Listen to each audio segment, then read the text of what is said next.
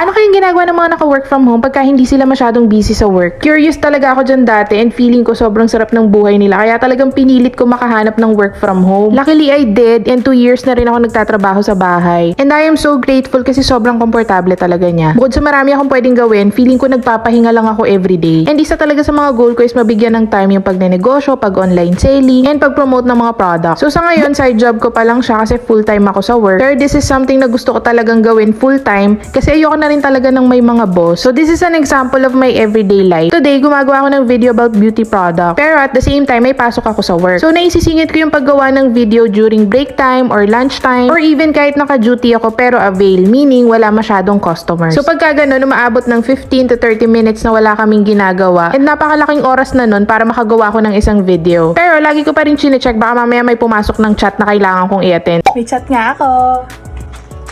So, priority ko pa rin yung work kasi full-time ko yun. And may mga metrics kami na sinusunod doon. So, hindi ko siya pwedeng paghintayin. And when I'm done, babalik na ako sa paggawa ng video. Itutuloy ko na yung ginagawa. So, as you can see, sobrang ganda ng benefit pag naka-work from home ka. Because today, hindi lang isang video na gawa ko. More talaga. So, let me know kung like nyo tong ganitong klaseng video. And don't forget to like and follow my page. So, yun lang naman for today's video, guys. Kita-kits ulit tayo sa next upload. Thank you so much for watching. Bye-bye!